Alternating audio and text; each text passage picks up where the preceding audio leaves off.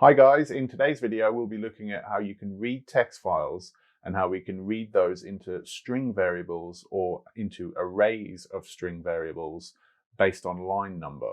So let's jump into Visual Studio and take a look.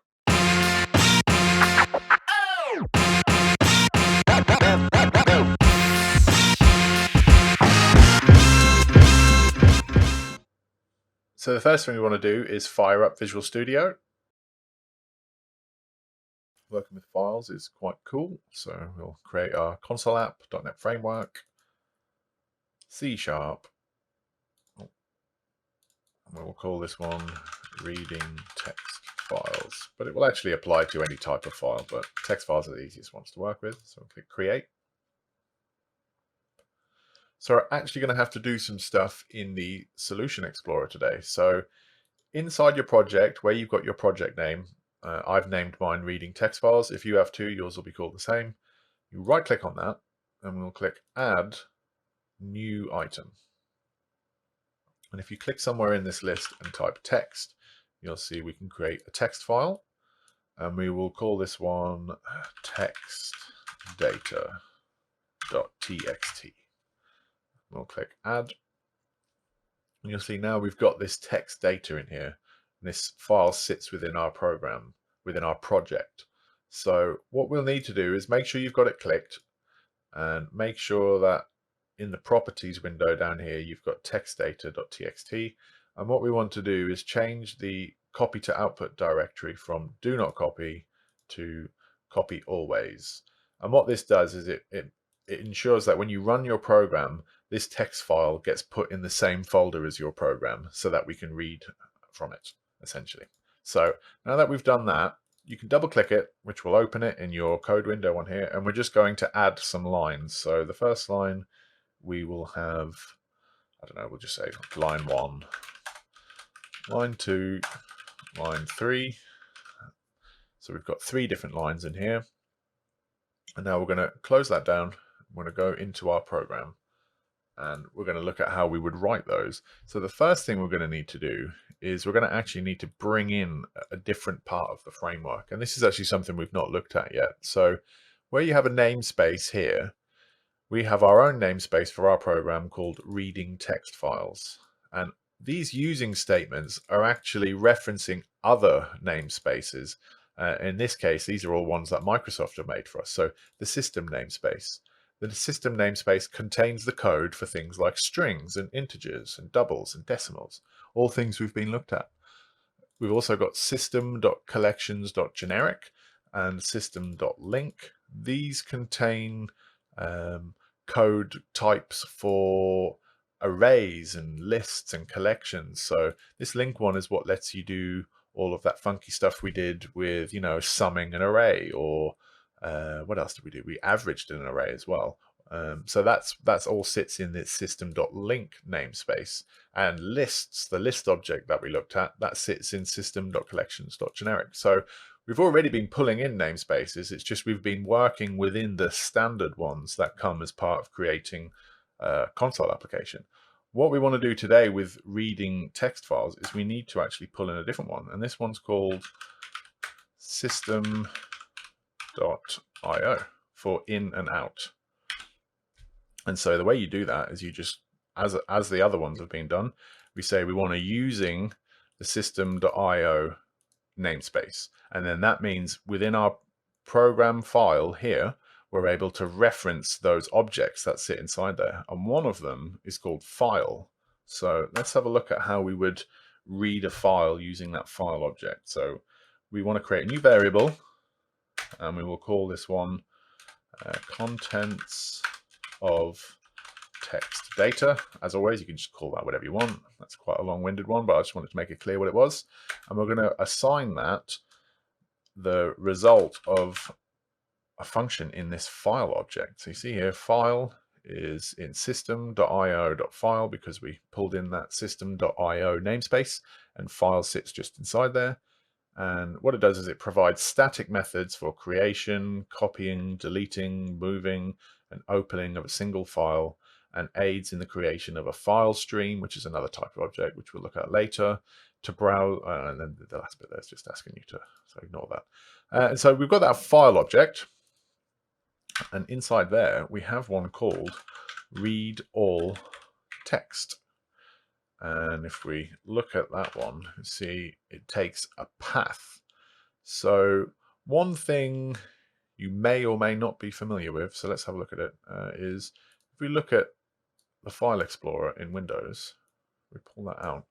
If we click in this list here, you'll see actually we're looking at the folder in the C drive, and then there's a users folder, and then there's obviously my username, and then I've got a folder in there called source, and then another one called repos, and then that's the path that we're on.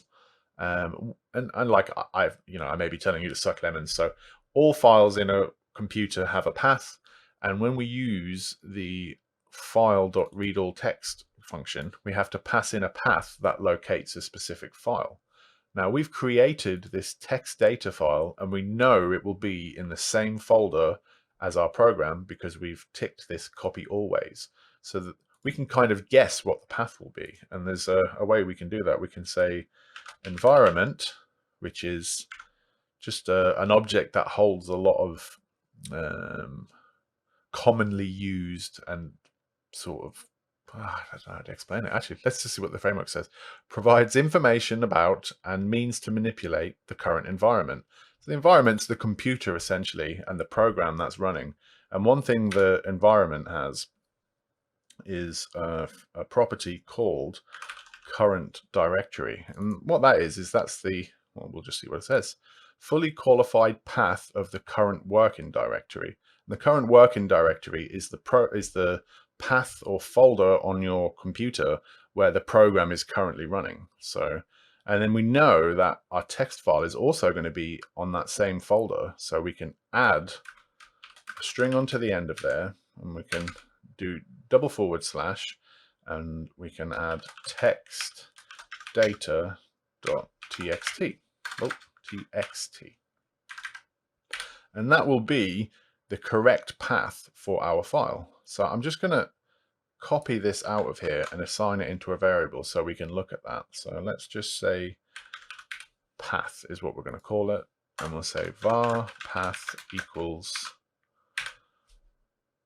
environment.current directory plus // text data. So if I add a breakpoint here before we actually read the file and run the program, we can have a look at what that is. So you'll see here it's C, users, James, source, repos, reading text files, bin, debug, text data. So when you press play, what Visual Studio does is it does something called compiling. It compiles all of the code in your program into a .exe file. You may have seen these before. They're basically Windows programs. And then it puts that inside of the bin folder, inside of the debug folder, and it puts that program in there. And because we use this current directory, which is the file that the program is currently running in, we get access to that. And because we know we've got our text data in there, because we've set it to copy always, we know that this file will exist.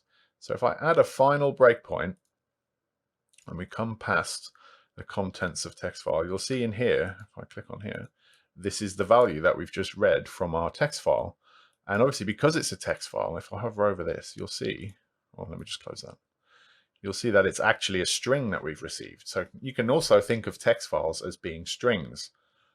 So that's, we've actually already read our text file from the program directory. So let's just output that to the console. So console.writeLine, and then we'll pass in the contents of the text data. We'll end our line. And now if we run that, when we look in our console, you'll see that we've got the lines from our text file just outputted directly to the console. So now if we were to go in here and add some more lines, I don't know, let's just like 5, 5, 5. Just add some random numbers. We've even got an empty line, you see. And we save that by pressing the save button and then close. And then we run our program again. See, we're getting all of these lines. because that file copies every time we run with the latest information. So that's reading the contents of a file as a string, but we can also read it as an array. So let's have a look at that. Let's come down below and we'll say var file contents as list. Well, it's actually an array, so it's not actually a list. And we could say that's equal to file.read all lines. You see this one? And it opens a text file, reads all of the lines of the file, and then closes the file. And if you look, it's actually, oh, let me just read all lines.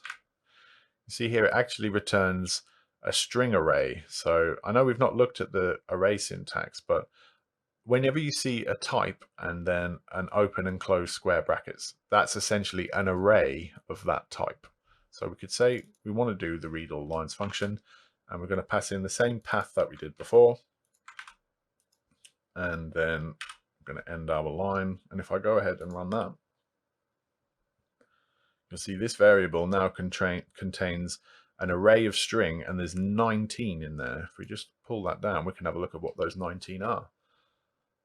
So you can see these are all of the lines from our text file, and they've been separated into their own string, one per line, and that's being used to populate this array. So we can convert this array into a list, which is what we've been working with before. So we can just do dot to list, which is just a simple helper function that just converts it into a list. So if we see now we've got list of string, and then we get all of those extra methods that we looked at when we did the working with strings video. So let's get rid of the first few lines of code that read the text file as one string and then output that to the console. And let's just write a fancy little loop, and we'll loop them through ourselves. So we'll say var line equals file contents as array, var line in. Crikey, I haven't had enough coffee today. So, and then what we want to do is we just want to put each line in the console, but we want to be a bit fancy about it. So we'll say, actually, let's order them before we put them out there. Let's order the lines. So we'll order by, and remember we do our O implied O. It's not very clear syntax, but we're just sorting them alphabetically essentially.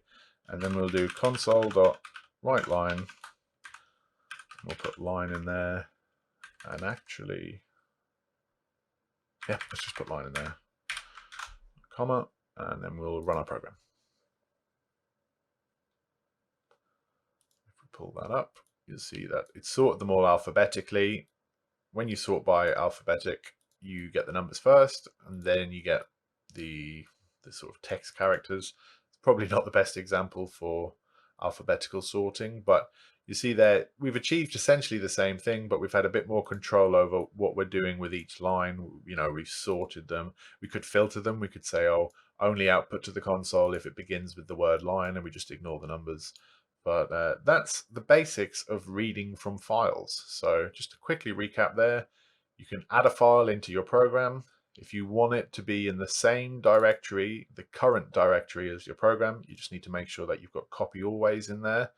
And then you just file.read all lines or file.read all text, pass in your path and make sure the path is correct. If you pass in a path that isn't a real path or that doesn't exist, your program will crash, and you need to be using the system.io namespace in your using declarations at the top here. Hi guys, well done for making it to the end of the video. Just a quick heads up that there is a link to the project files from today's session in the video description. If you have any questions about anything we've covered today, feel free to leave me a comment. And as always, I will see you in the next one.